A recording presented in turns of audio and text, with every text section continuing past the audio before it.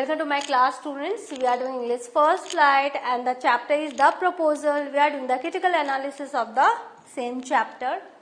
Now, first you know about the chapter. The proposal, originally titled A Marriage Proposal.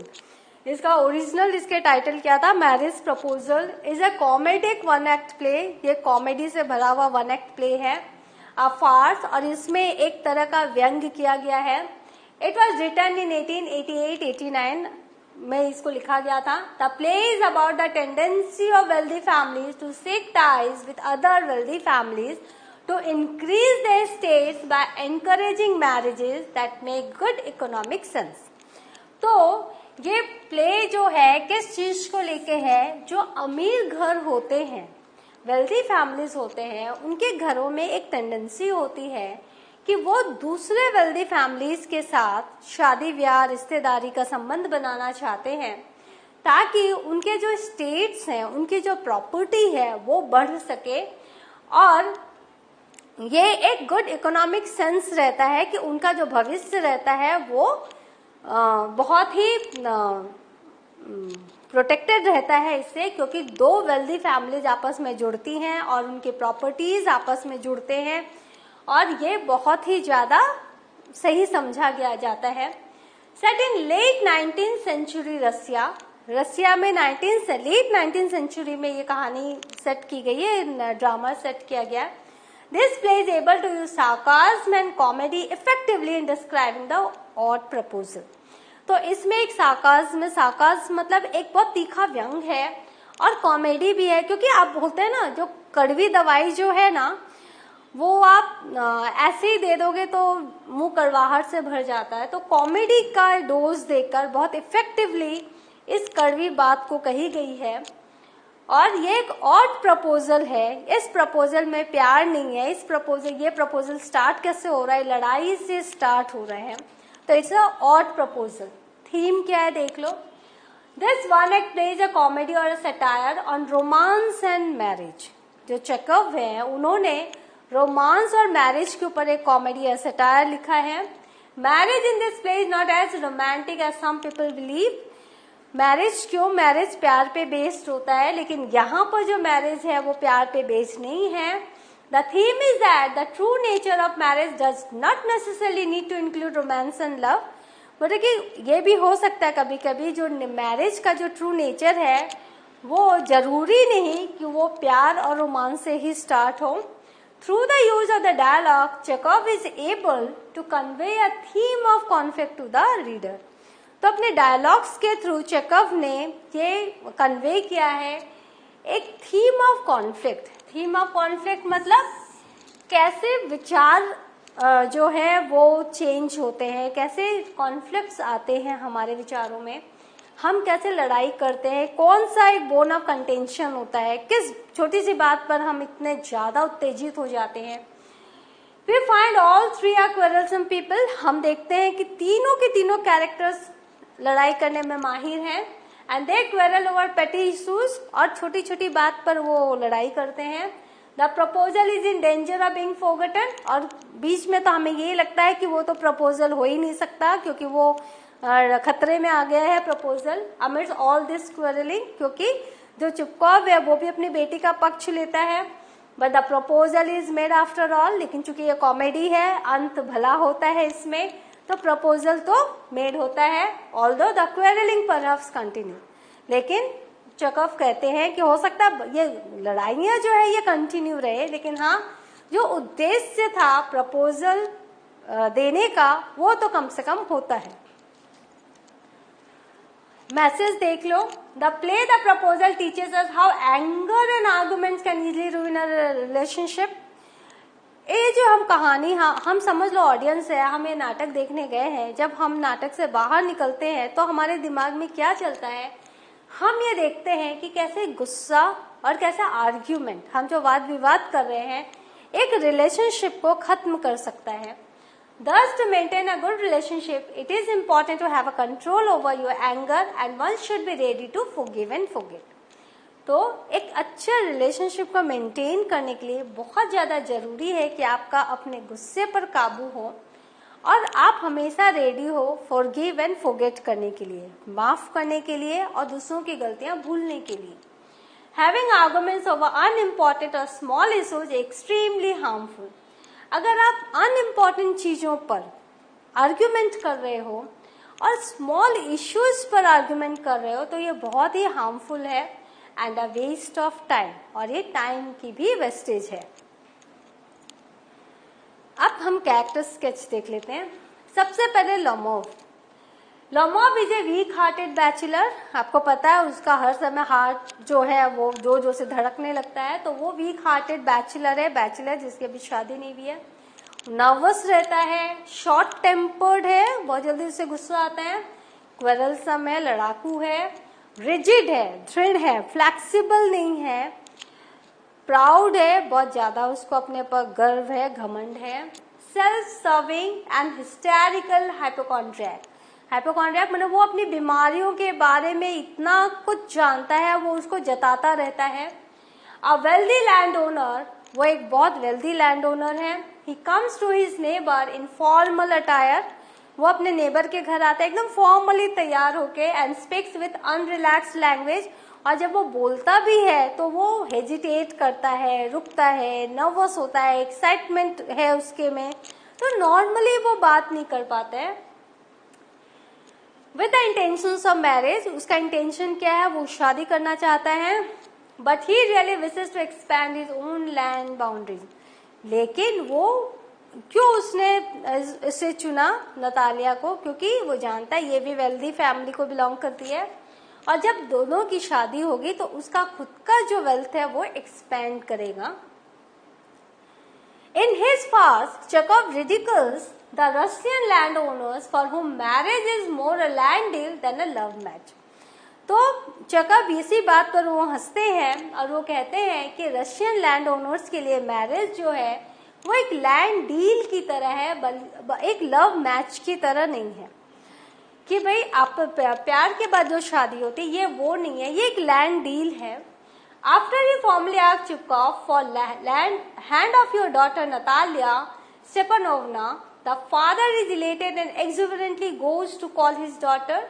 जब उसने formally पूछा Chekhov से कि आपकी बेटी का मैं हाथ मांगने आया हूँ, द फादर इज इलेटेड, बहुत ज्यादा वो खुश होते हैं और बहुत ज्यादा एक्साइटमेंट के साथ वो अपनी बेटी को बुलाने अंदर जाते हैं।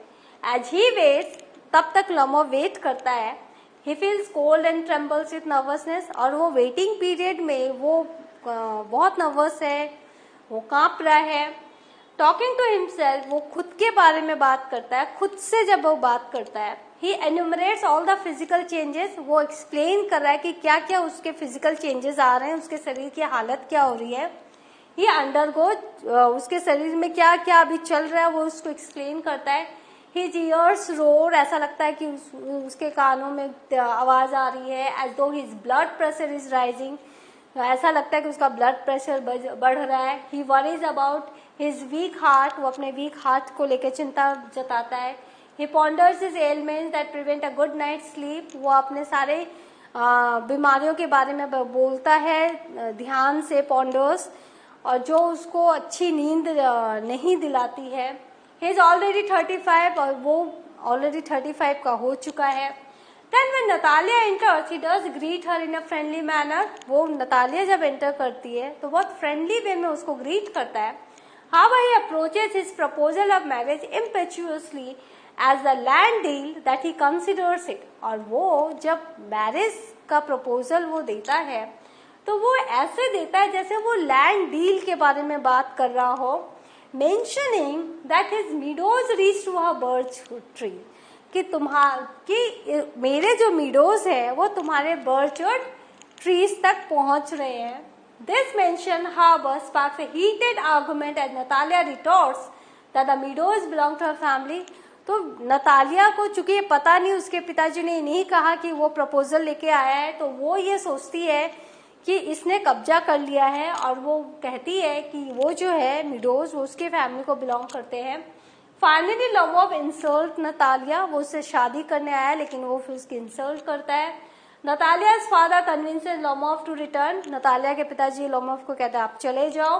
But Lomov falls into a chair, वो चेयर पे गिर जाता है and faints from renewing the argument with Natalia, बेहोश हो जाता है, लेकिन थोड़ी देर बाद फिर उठता है और नतालिया के साथ फिर आर्ग्यू करता है।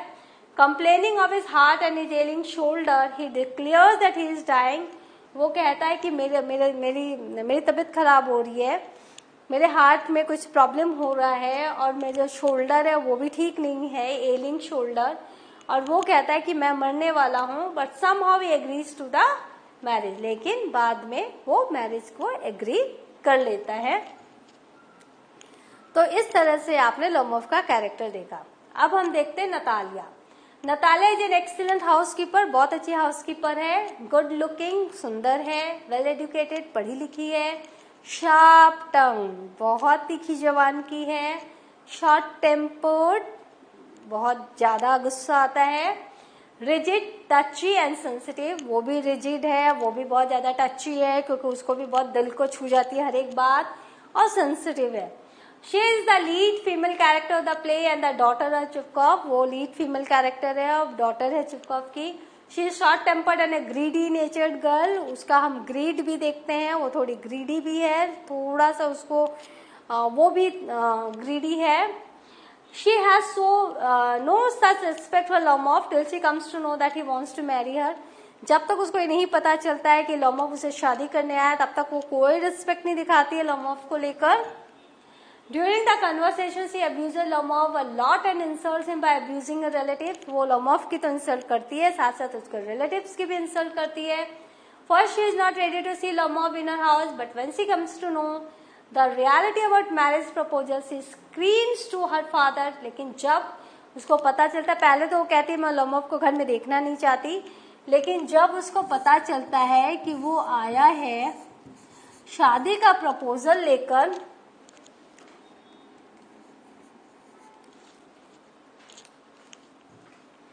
she comes to know the reality about marriage proposal, जब वो सच्चाई पता चलती है कि वो मैरिज प्रपोजल लेके आया है, she screams to her father, वो अपने पिताजी को कहती है कि उसे वापस लाओ for further marriage discussion, ताकि बात हो बढ़ा सकें। She has understood that she cannot get better husband than Lomov, उसको समझ में आ जाता है लोमोव से बेटर उसको हस्बैंड नहीं मिल सकता।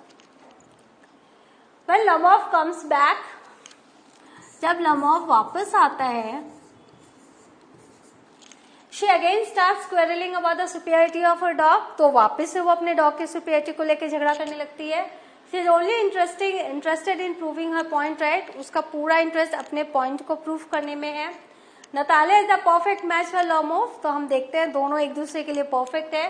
Both are similarities in their nature, दोनों के नेचर में सिमिलैरिटीज हैं। Both are short tempered, funny and like Lomov she is the master in a matter of quarreling, तो लड़ाई करने में दोनों ही मास्टर है। If Lomov can't be taken as a perfect hero, Natalia can't be taken as a perfect heroine. तो अगर हम लोमोव को परफेक्ट हीरो नहीं मान सकते तो नतालिया को भी परफेक्ट हीरोइन नहीं मान सकते। ना चुपकॉव इज एन ओल्ड मैन, वो वृद्ध व्यक्ति हैं, 35 साल की बेटी के पिता हैं, वो भी क्वेरलसम है। यूजेस फनी अब्यूजिव लैंग्वेज, वो अब्यूजिव लैंग्वेज तो यूज करता है बट थोड़ा फनी करते हैं। वो टर्निप घोस्ट बोलते हैं लोमोव को, स्टफ्ड सॉसेस बोलते हैं, इंट्रिगो बोलते हैं, और वो एक कंसर्न फादर है। वो बहुत अपनी बेटी का, देखो हर लड़ाई में वो अपनी बेटी का पक्ष लेते हैं। He is an impulsive and hypocritical man, वो बहुत इम्पल्सिव है, उत्तेजित हो जाते हैं और हिपोक्रिटिकल है। वो क्या जवाब देते हैं, कैसा उनका बिहेव रहता है वो खुद नहीं जानते।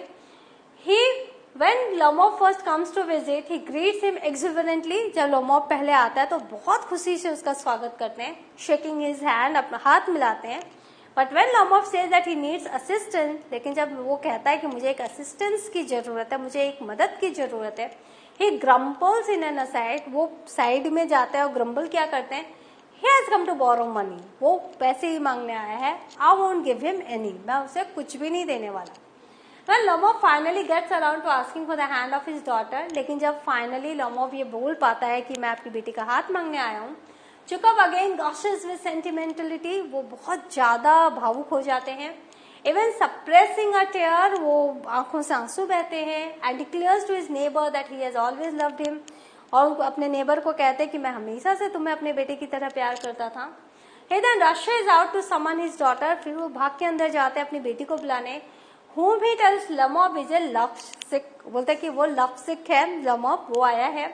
However, when Natalia enters and greets her neighbor, she says, जब नतालिया आती है वो क्या कहती है, उसके पिताजी ने उसे क्या कहा है, papa said to go in, there was a dealer in there who had come to buy something, कि एक डीलर आया है जो कुछ खरीदने आया है. A statement which is indicative of the father's real opinion on लमॉफ.